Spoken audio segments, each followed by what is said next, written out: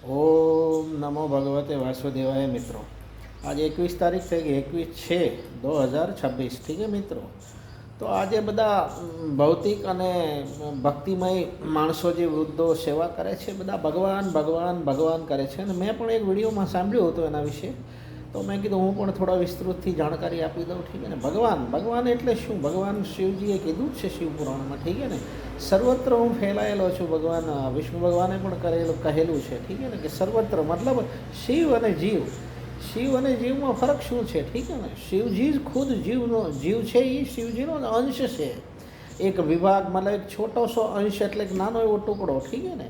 અને અંતે જે માણસ મૃત્યુ પામે ત્યારે જીવ પાછો શિવ પાસે જતો રહે છે। એટલે એવું મતલબ હવાના સ્વરૂપમાં એવું મતલબ પ્રતિબિંબ તરીકે એ વળી પાછું જોઈન્ટ થઈ જાય છે અને વળી પાછું શિવજી અને વળી પાછા બીજા યોનિમાં મોકલે છે। ઠીક છે ને।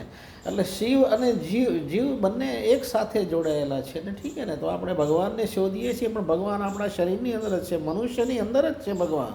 જો આપણને સારા કર્મો, સારા મતલબ અંદરથી આત્મા કહે છે કે આ કરાય, આ ન કરાય।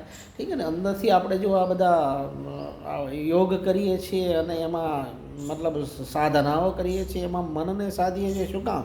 કે મન એક શિવ જીવ સુધીનું તમને રસ્તો દેખાડે છે લઈ જવાનો અને સાચો। એટલે મન પોતે કહે છે આ કરાય અને આ ન કરાય। શિવજી આપણને સાચો માર્ગ બતાવે છે। ઠીક છે ને। એટલે મનુષ્યની અંદર જ ભગવાન છે। ઠીક છે ને। અગર સાચા દિલથી આપણે સારા કાર્યો કરીએ અને સાચા મનથી ભગવાન શિવજીની પ્રાર્થના કરીએ તો જરૂર ભગવાન આપણને સહાયતારૂપ થાય છે। ઠીક છે ને। તો શિવ અને જીવ મતલબ શિવ જીનો અંશ એક છે, એક નાનો એવો અણુ કહેવાય છે, અને હજારો ટુકડા કરી નાખીએ અને એક ટુકડો વધે એમ એ શિવજીનો એક અંશ છે। એ વળી પાછો બાષ્પીભવન સ્વરૂપ થઈને શિવજી પાસે જતા રહે છે અને એના કર્મોના જો લેખાજોખા હોય છે એ બધા શુદ્ધિકરણ થઈને વળી પાછા ભગવાનની પ્રમાણે એમને જે પણ યોનિમાં જવાનું હોય એ યોનિમાં મોકલે।